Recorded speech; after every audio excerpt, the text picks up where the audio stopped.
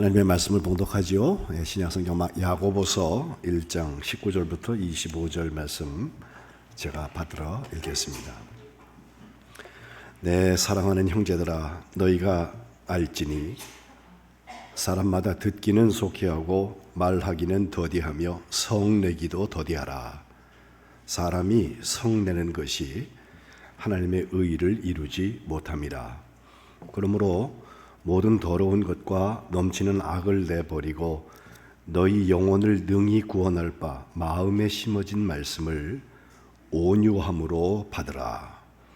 너희는 말씀을 행하는 자가 되고 듣기만 하여 자신을 속이는 자가 되지 말라.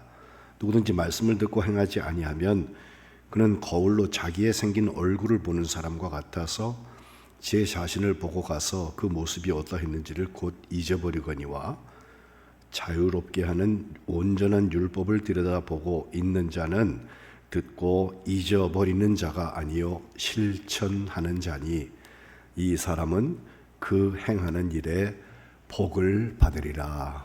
아멘. 이는 하나님의 말씀입니다. 오늘 함께 예배하시는 여러분들 가운데 하나님의 은혜와 평강이 추운 날씨에도 함께 하시기를 주님의 이름으로 축복합니다. 지금 팔복을 세 번째 이제 우리가 나누게 되는데, 심령이 가난한 자가 복이 있다, 천국이 그들의 것이다. 두 번째는 지난주에 본 대로 애통하는 자가 복이 있다, 위로를 받는다. 그리고 오늘 온유한 자가 복이 있다, 그들이 땅을 기업으로 받는다. 이렇게 하는 예수님께서 세 번째 축복을 말씀하고 계세요. 이 온유라는 게 도대체 뭘까? 우리에게 온유 속이 있는데요.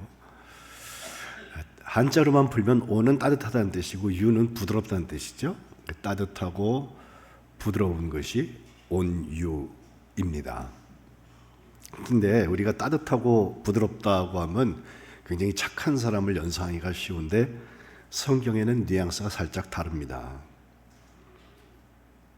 온유의 반대를 얘기하려면 자기 권리를 주장하고 때로는 폭력을 써서라도 이를 관철시키고 자기에게 억울한 일이 생기면 복수를 해서라도 억울한 일을 만들지 않는 사람들, 때로는 기만도 하고 술수를 부리기도 하고 허세를 부리기도 하는 사람들을 온유한 사람의 반대편에 우리가 놓을 수 있겠습니다.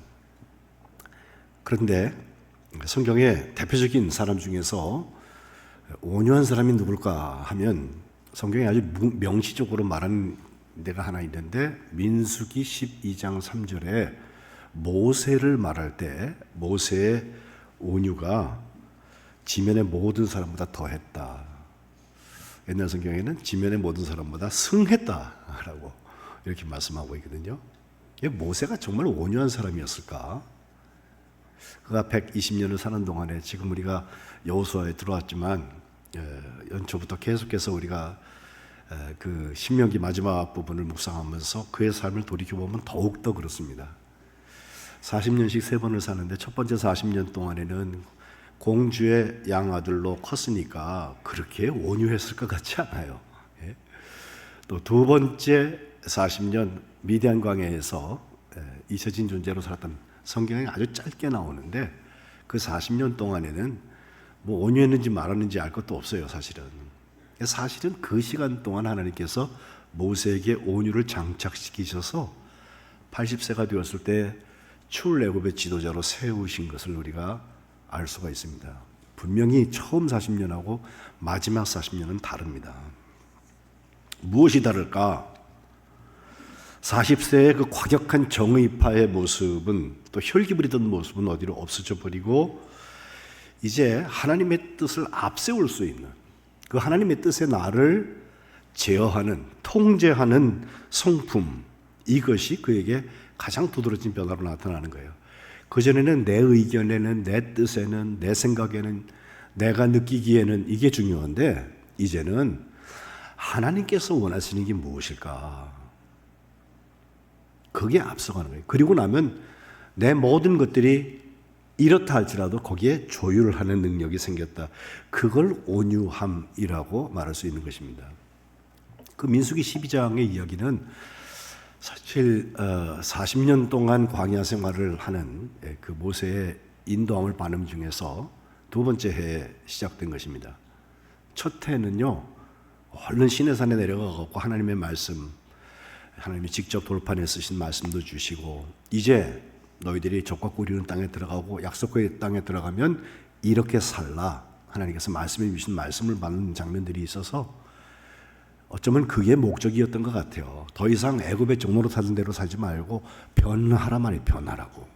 예수님께서 변화하게 하시면 변화라는 거예요. 바뀌어서 사는 하나님의 자녀들, 하나님께서 택하신 백성들이 어떻게 살아가는 거냐. 그래서 시내산에서 출발할 때 그들이 이제 민수기의 이야기가 바로 그 얘기인데, 먼저 첫 번째 유월절을 지켰다. 1년이 출발해서부터 1년이 지났어요.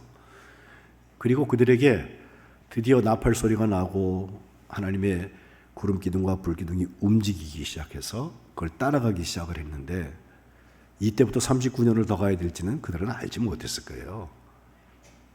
그런데 어쨌든 출발해서 가면서 하나님께서 주시는 만나와 메추리를 하루하루 먹어가면서 일용할 양식을 따라서 그 길을 출발을 했습니다. 그런데 민수기 12장을 가보면 문제가 외부에서 온 것도 아니고 우리 백성 중에서 어떠한 사람들이 그런 것도 아니고 나와 함께 이 일을 감당하도록 하나님께서 붙여주신 실제로 형제 자매들에게서 일어나요. 예?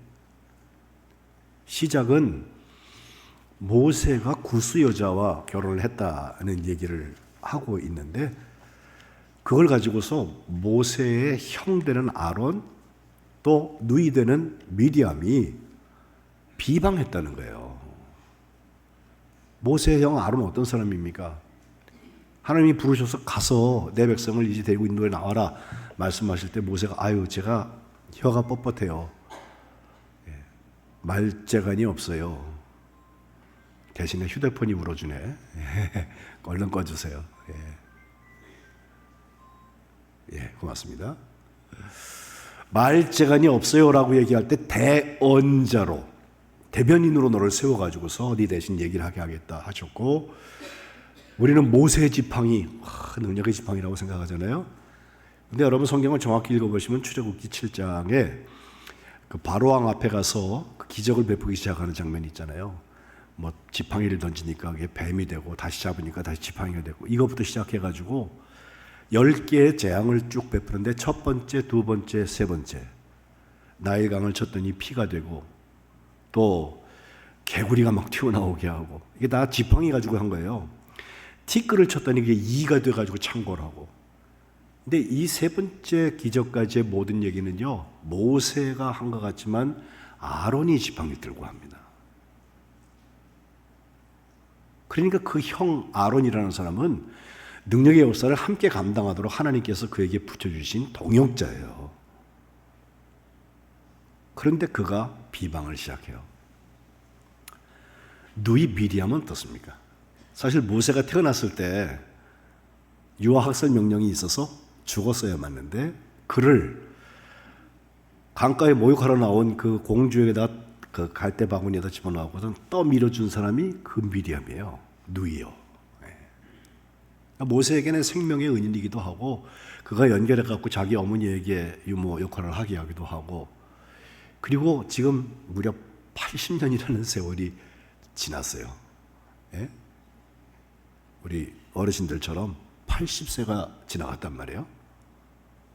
그리고 하나님께서 그 많은 기적을 베푸셔갖고 이제 끌고 와서 뭐 홍해도 가르시고 여기까지 왔는데, 그 홍해 가르는 장면에 미리암의 이야기가 하나 나오는데, 홍해를 가르시고 뒤에 쫓아오던 바로의 추격군을 물에다가 수장시켰다. 그 사건이 있은 다음에 모세가 막 하나님을 찬양하고 기뻐서 우리를 구원하셨다고, 이제 적과 꿀이 흐르는 땅을 향해서 데리고 가실 거라고 노래를 하는데, 그 뒤에 미리암이라는 여자가 또 다시 나와서 출애굽기 15장에 20절에 보면 아론의 누이였다고 하고, 선지자 미리암이라고 그녀를 소개하고 있어요. 성경에 나오는 여자 선지자 중에서 첫 번째 사람이 미리암입니다. 뒤에 사사 중에는 무슨 여자 사사도 나오고 여성 지도자들이 나오지만, 이때까지는 여성을 지도자로 세워서 일한 일이 없었습니다. 그 미리암이 소고를 치고 이렇게 나오고 있으니까 다른 여자들도 다 따라 나와가지고선 춤을 추면서 하나님께 찬양을 하는 거예요. 하나님이 우리를 구원하셨다고, 우리의 추격 군대들을 바다에 집어던지셨다고 하나님을 찬송하는, 예? 이런 미리암과 이런 아론인데 그들이 합세하여서 나에게 비방을 시작을 해요. 왜? 구스 여자랑 결혼했어. 그 구스 여자가 십보라, 모세의 부인이었는지는 모르겠어요. 이름을 써놓지 않았으니까. 그러나 구스 여인 그러면 에티오피아 여인이라서 이스라엘 백성들하고는 색깔로 표현이 돼요. 그들이 훨씬 더 짙은 색의 피부를 가지고 있어서 딱 봐도 이방인인 것처럼 보이는 여자하고 왜 결혼해가지고 사느냐, 여기서부터 시작을 하는데 그건 아무것도 아니에요. 실제로 그들이 비방했던 내용은 민수기 12장 2절에 나오는데 그 얘기를 들으니까, 아니 여호와께서 모세하고만 얘기하셨어? 우리하고도 말씀하셨잖아. 2대1이에요. 모세 혼자고 아론과 미리암이 함께 하는 얘기예요. 모세하고만 얘기하신 거 아니야? 저 이방 사람 같은 구스 여자하고 결혼한 녀석, 우리들 동생뻘 되고 말이죠. 우리하고도 말씀하셨다라고 했는데, 문제는 12장 2절 하반절에 보면 그 이야기를 아론과 미리암 또 모세만 들은 것이 아니라 그 비방을 여호와께서 들으셨다는 거예요. 하나님이 듣고 계시다. 여기서부터 3절에 나오는 이야기가, 이 사람 모세는 온유함이 지면의 모든 사람보다 더했다라고 얘기하고 있는 거예요. 온유함은 그냥 착한 게 아니야. 하나님이 듣고 계신 것을 믿는 사람들이 온유할 수 있는 거예요. 우리하고 생각이 좀 다르잖아요. 하나님이 듣고 계시기 때문에 철저하게 하나님을 의지할 수밖에 없는 사람, 하나님이 듣고 계시기 때문에 하나님이 내게 주신 그 생명을 가지고서 우리가 살고 있는데, 이것 가지고서 하나님이 뭘 원하시나 그걸 바라보고 있는 사람이 온유한 사람이라는 것입니다. 결국 하나님께서 그 비방하고 있는 두 사람과 모세 셋을 다 불러놓으시고요, 모세 편을 제대로 들으세요. 야, 이 모세는 내 온 집에 충성한 사람이야. 내가 그하고는 얼굴을 대면하여서 분명하게 말해. 무슨 비유를 하고 은밀히 이런 거 없어. 그가 여호와의 형상을 본다, 하나님의 얼굴을 보는 사람이야. 근데 어찌하여서 내 종 모세 비방하기를 두려워하지 않냐? 너희들 입에 지금 담겨져 있는 말이 무슨 소리냐? 라고 하는 거예요. 화를 확 내고 하나님 떠나버리셔요. 그리고 났더니 그 미리암의 손에 나병이 생겨가지고, 한센병, 고칠 수 없는 병이죠. 그래서 그걸 같이 하던 오빠라고 그래야 되나, 아론이 모세한테 와가지고 하는 말, 내 주여 우리가 어리석은 일을 해서 죄를 지었으니 그 벌을 우리에게 돌리지 마옵소서, 고쳐달라는 거죠. 근데 모세가 진짜 온유하여서 속이 좋은 게 아니라 온유하여서 하나님이 하실 일을 기대하기 때문에 다시 부르짖어서 기도한 것이, 하나님 원합니다, 그녀를 고쳐주옵소서. 결국 하나님께서 고치셔서 7일 후에 출발하게 되었다라고 하는 게 민수기 12장의 이야기입니다. 신약성경에 나오는 예수님의 이야기, 뭐 우리가 잘 아는 말씀이니까, 마태복음 11장 28절에 수고하고 무거운 짐진 자들아 다 내게로 와라, 내가 너희를 쉬게 하겠다 하시면서 예수님께서 나는 마음이 온유하고 겸손하다. 그죠? 이 온유와 겸손, 계속 찬양도 우리가 드리고 있고 우리가 묵상할 자료 중에 하나인데, 겸손은 자기를 낮추는 거예요. 근데 온유는 상대가 있어요. 나 혼자 유합니다, 나 혼자 따뜻합니다, 소용없어요. 그게 아니라 누구와의 관계 속에서 나타나는 거예요.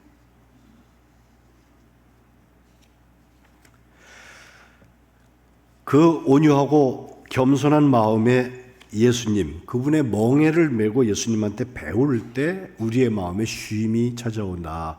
수고하고 무거운 짐진 자들은 주님 앞에 나와서 그냥 내려놓으면 다 없어지는 게 아니라 오히려 예수님의 멍에가 우리에게 올 텐데 거기에 진짜 쉼이 있다는 거거든요.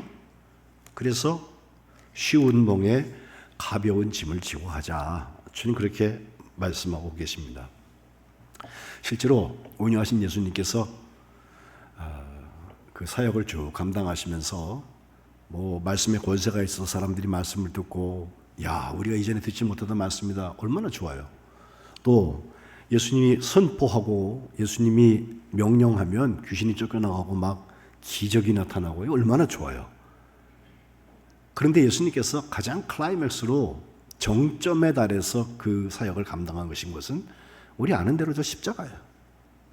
십자가를 앞두고 겟세마네에서 주님 기도하실 때 마음이 얼마나 고통스럽고 힘들었는지 고민하고 슬퍼하셨다.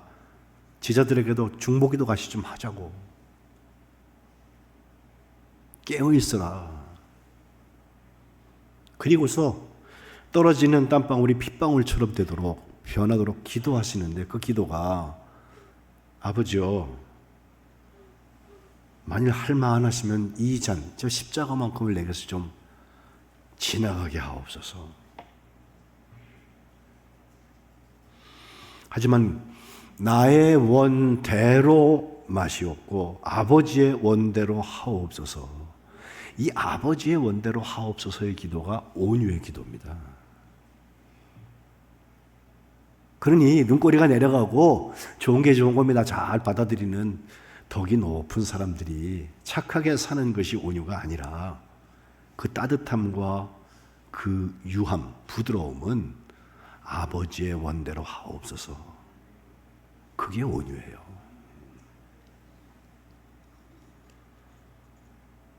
기도하라고 했던 제자들이 와보니까 기도 안 해요. 잠들어요. 나와 함께 1시간도 이렇게 깨어 있을 수 없더냐 그러면서 시험에 들지 않게 깨어서 기도해라 하시면서 마음에는 원이로되 육신이 약하다.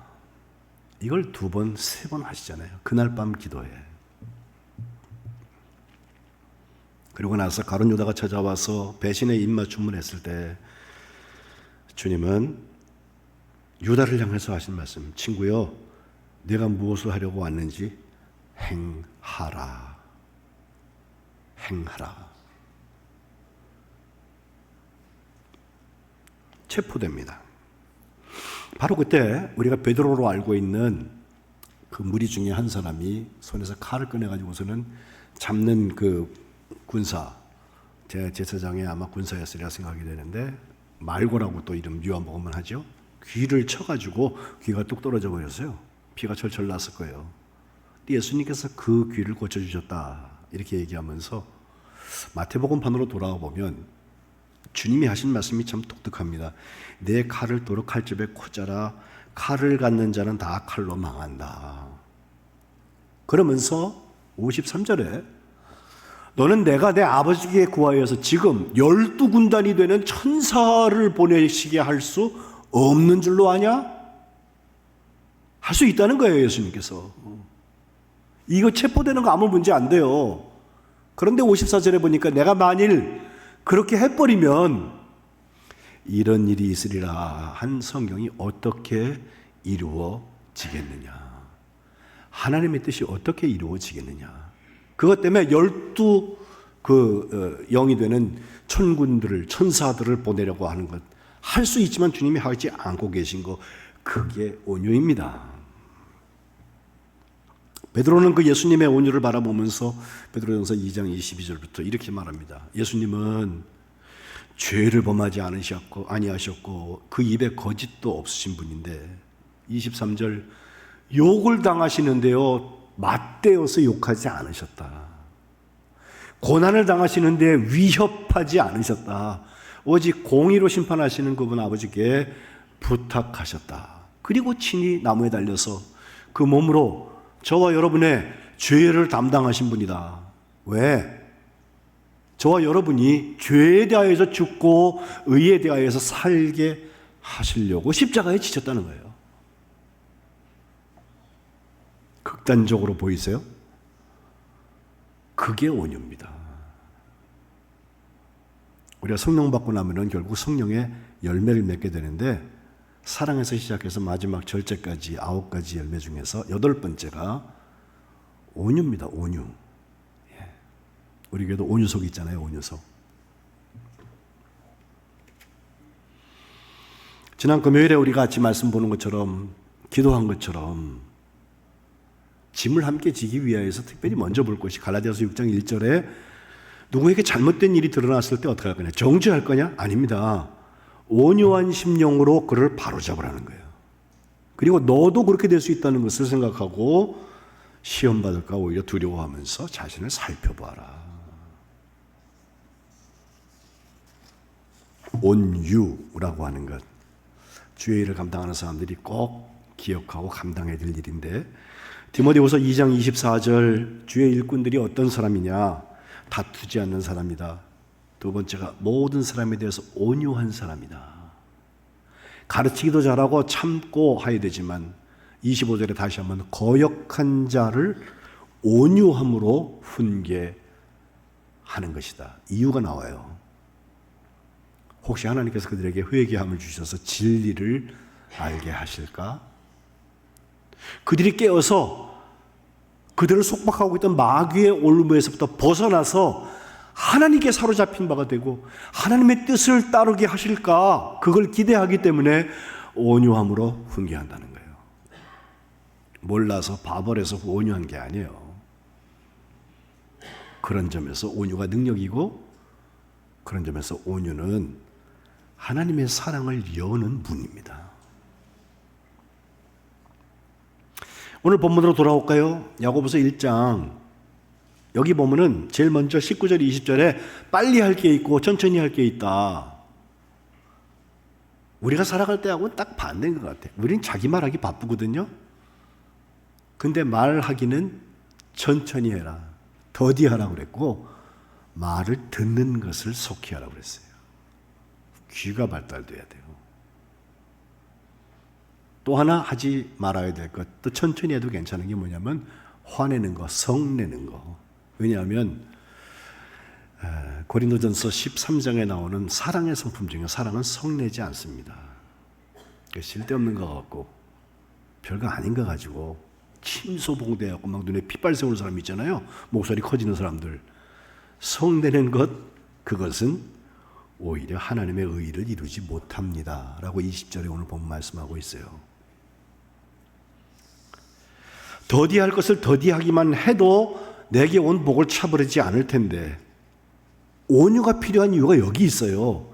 한 번 더 하나님께서 원하시는 게 무엇인지를 먼저 생각하고, 듣기는 열심히 듣되 말하고 성낼 때에는 달리하라는 거예요. 그리고 나서 이어지는 게 오늘 제일 중요한 21절 말씀이에요. 이제 우리에게 넘치는 악이 있다면 그것을 내버리고 하나님의 말씀을 온유함으로 받으라고 그래요. 하나님의 말씀을 온유함으로 받는다는 게 뭐예요? 그 말씀이 어떤 말씀이에요? 우리를 구원하는 말씀이에요. 우리 하나님의 축복의 자리 중에서 가장 큰 축복의 자리로 세우시는 그 말씀인데, 그 말씀의 능력이 왜 내게 역사하지 않나 보면 내 안에 온유가 없어. 거기에 그냥 가득 차 있는 게 보면 20절에 모든 더러운 것들이 들어가 있고요, 넘치는 악이 내 속에 들어가 있으니까 온유가 들어올 자리가 없는 거예요. 이미. 그러면 하나님 말씀 들어와 봐야 길가와 같이 마귀가 쪼아먹어 버려요. 새처럼. 다 바위 위에 떨어졌기 때문에 뿌리를 내릴 수가 없어요. 혹시 좀 자라났는데 위에 가시덤불이 있어갖고 더 자라는 기운을 막아버려요. 그러니 똑같아요. 열매 맺지 못하기는 똑같습니다. 좋은 땅. 지난주에 오후 예배 때 제가 누가복음 8장으로 이 말씀을 드리는데 8장 15절은 이렇게 말해요. 그 좋은 땅 어떤 땅이냐? 착하고 좋은 마음으로 말씀을 듣고 지키는 사람, 인내로 결실하는 사람, 100배의 결실을 얻는다. 주님 말씀하고 계세요.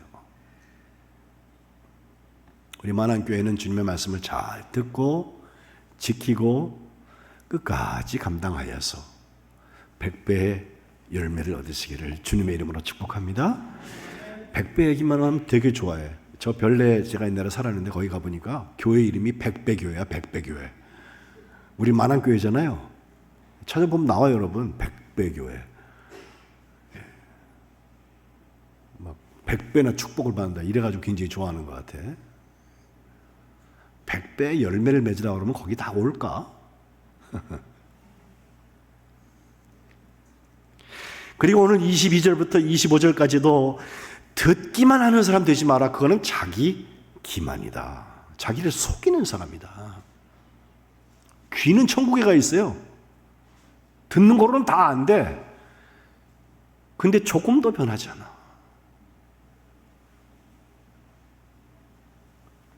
말씀을 듣고 행하지 않는 자와 말씀을 듣고 잊어버리는 자에 대한 신랄한 이야기를 하면서 이제 우리가 하는 것은 그 말씀을 듣고 실천하는 자다. 이 사람이 자기가 행하는 그 일에 복을 받는다. 오늘 25절에 말씀하고 있습니다. 오늘 이 온유한자에게서 우리가 묵상하는 것은 착한 성품을 갖는 게 아니에요. 하나님의 말씀을 듣고 그것을 작은 거 하나라도 실천하는 거예요. 제가 재미난 얘기 하나 읽었어요. 어떤 목사님이 아무나 보고 인사할 때 샬롬, 평강, 우리 만안의 안자 안에요. 샬롬, 평화에 대한 인사를 늘 했대요. 그 샬롬이라는 말 누가 알아듣겠어? 일반 사람들 모르거든요. 근데 아무나 보고서 인사할 때 샬롬, 샬롬 했다는 거예요. 어느 날 얼굴이 시꺼멓게 지나가는 사람이 하나 있길래 샬롬 그렇게 인사했더니 그분이 이렇게 한번 쳐다보고 갔는데 그 다음 주일부터 교회 나와서 예배 같이 드리더라는 거예요. 신기하다. 예배 끝나면 또 바로 집에 간대. 한 3개월쯤 지났는데 목사님 저하고 얘기 좀 했으면 좋겠어요. 그래서 아니 말씀 나누세요. 날짜를 잡아가지고선 시간 약속을 해서 무슨 얘기를 하시려고 그러세요? 했더니 자기 이야기를 쭉 하는데 자기 정말 잘 나가는 사람이었대요. 사업도 잘 되고 돈도 잘 벌고 명예도 얻고 가정도 행복하고 모든 것이 다 평안한 사람이었는데 어느 날부터인가 몸이 좀 피곤하고 또 부어오르고 자기 얼굴도 이렇게 거울을 보니까 까마맣게 변하게 가고 있더라는 거예요. 병원에 가서 검사를 했는데 간암, 말기, 참 어려운 병이야. 의사가 한 3개월쯤 살 것 같습니다. 준비하십시오. 라고 진단을 했다는 거예요. 난리 났습니다. 자기 가족도 친구도 다 걱정투성이에요. 이분 돌아가시면 안 되는 사람이에요. 안타깝죠? 누구를 만나도 너 어떡하니? 어떡하니? 하면서 다 어두워. 나는 이제 죽는구나. 죽을 놈이구나. 이렇게 생각을 하고 있는데 길을 가다가 어떤 사람을 만났는데 그 사람이 자기를 보고 살롬 그러더래. 샬롬. 예. 혹시 내가 죽을 놈이 아니라 살놈 아니야? 이런 생각이 들어가지고서 그 사람 따라서 가기 시작한 게 예배 시작한 거예요. 병원에서는 3개월밖에 못 산다고 그러지만 나를 살놈이라고 생각하는 사람도 있구나. 그래서 예배 참석하고 집에 돌아가서는 약을 열심히 먹고 몸도 수축이고 정말 말씀을 듣다 보니까요 살 것 같더라는 거예요. 운동 살살 하게 되고 잘 먹고 잘 쉬게 되어서 이제 3개월이 지났는데 목사님하고 얘기를 하게 된 것은 내가 의사의 진단대로 하면 지금쯤 장례식장에 가 있어야 되는 사람인데 이 목사님은 얘기하고 있지 않느냐고 그렇게 간증하시다는 거예요. 글쎄 뭐 실제로 있는 일인지 좀 모르겠어요. 근데 이 얘기를 듣고 제가 보는 게 정말 잘 들어야 돼. 예? 잘못 듣더라도 잘 들어야 돼요. 샬롬을 듣고 살롬이라는 말로 들어도 좋으니까 하나님의 복음을 붙잡아야 돼요. 말씀을 잘 듣고 그 구원의 말씀을 받아들이는 그 마음에 온유가 있어야 한다니까요. 그게 그렇다고 받아들여진 여러분 아멘 하시는 것처럼 그 긍정이 있을 때 하나님의 말씀이 역사하는 거지. 그럴까? 에이 설마? 그리고 그 사랑의 말씀을 실천하여서 작은 운동이라도 하고 또 소망을 가지고선 하나님 기뻐하시는 일을 바라보기 시작하는 그 자리가 땅을 기업으로 주시는 하나님의 축복의 역사가 일어나게 될 줄로 믿습니다. 땅을 기업으로 주시는 건 도대체 뭘까요? 레브 톨스토이라고 하는 러시아의 문호가 사람에게는 얼마만큼의 땅이 필요하냐 1886년도에 짧은 단편을 썼는데 저는 땅 얘기 나오면 이거부터 읽어요. 또 읽어봤어요 이번에. 이 바홈이라고 하는 농부가 나오는데 그 사람의 소원은 농부에게는 땅이 전부 아니에요. 땅 좀 충분히 가졌으면 농사를 해도 땅이 모자라요. 그래서 그가 한 말이 거기 나오는데 인생이라는 것은 땅만 충분하다면 마귀가 두렵지 않다라고 호언장담을 하는데 그 말을 마귀가 들어요. 너 땅 한번 제대로 줘볼 테니까 어떡하나 보자. 그래서 아는 사람을 옆에 슬쩍 붙이게 되는데 그 사람이 한 얘기가 바스키르라고 하는 유목민의 이야기를 하는데 거기 가면 일정한 돈을 내면 거기 1000루블이라고 했는데 그 1000루블이라는 말이 한 5년치 연봉 돼요. 그걸 낸 다음에 어마어마한 땅을 받는다고 그래요. 땅의 넓이가 지금 필요한 사람이거든요. 그래서 이 농부가 정말 그런가 하고 찾아가서 물어보니까 거기 이제 추장 마을 대표되는 사람이 맞습니다. 1000루블을 내고 하루 종일 당신이 걸어간 그 땅만큼을 당신에게 드리겠습니다. 와우, 괜찮지 않아요, 여러분? 우리가 하루 종일 걸어가면 얼마큼 걸어갈 수 있을까? 천천히 걸어가는 사람들도요, 1000루블이면 한 5년치 연봉 된다 그러는데, 그것보다는 훨씬 많이 벌 수 있을 것 같아. 다만 해 지기 전에 이 자리로 돌아와야 됩니다. 해 진 때까지 돌아오지 않으면 1000루블도 없어지고 약속한 거 무효입니다. 이렇게 약속을 했다는 거예요. 바홈이 자신이 있었어요. 또 기뻐요. 그래서 아침에 해가 딱 뜨는데 그때 출발해서 가요. 한 걸음 한 걸음 가는데 걸어가면 걸어갈수록 더 기름진 땅이 나오고요. 막 기분이 좋잖아. 이거 다 내 땅이야, 내 땅이야. 그런데 이걸 다 가지려면 해 지기 전에 돌아가야 된다라고 하는 말이 중간에 생각나는데 반이 더 넘어온 것 같아. 그래가지고 속도를 더 빨리 해야 됩니다. 옷도 신발도 다 벗어던지고서 막 온 뜻으로 돌아가기 시작을 하는데 겨우 숨을 헐떡거리면서 도착한 시간이 딱 해가 머무는 시간이에요. 지는 시간이에요. 그래갖고 성공하긴 했어요. 문제는 너무 혹사시킨 몸은 그 자리에 확 꼬꾸라지면서 피를 토하면서 죽습니다. 소설이에요. 실제로 있었던 얘기는 아니에요. 그걸 마귀가 보고서 깔깔대고 웃었다는 거예요. 사람들이 그를 이제 묻어야 되니까 땅을 파기 시작을 하는데 마지막 얘기가 그래요. 농부 바홈이 차지할 수 있었던 땅, 그에게 필요했던 땅은 그를 묻을 만큼 2m 정도, 3아르신이라고 2m 정도의 땅이었다라고 말하고 끝나요. 오늘 우리가 교독한 시편 37편에 보면 악인과 의인에 대한 얘기를 계속 대조하면서 악인 잘 된다고 그거 배 아파하지 마. 하나님 살아계셔. 여호와를 기뻐해라 얘기하는데 거기에 땅을 차지하는 사람이 세 종류가 나와요. 시편 37편 9절에 보면 여호와를 소망하는 자가 땅을 차지한다. 하나님을 바라는 사람. 11절에 온유한 자가 땅을 차지하고 풍성한 화평으로 즐거워한다. 온유한 자. 그리고 22절에 주의 복을 받은 자들이 땅을 차지한다. 주의 저주를 받은 자들은 끊어지고 만다라고 얘기하고 있어요. 실제로 온유가 끝에 달했던 모세가 마지막에 어떻게 살았나 보니까 그 온유한 사람이 땅 한 평도 갖지 못했어요. 그의 마지막은 느부산에서 하나님께서 저 가나안 땅 다 보여주시고 너는 못 들어가. 거기까지야. 그리고 모세의 묘가 지금 없어요. 무덤이 없어요. 그러나 모세는 그의 죽을 때까지 눈이 흐리지 아니하였고 기력이 쇠하지 아니하였다라고 얘기하면서 10절에 보면 신명기 34장 10절에 보면 이후에는 모세 같은 선지자가 이스라엘에 일어나지 못했다.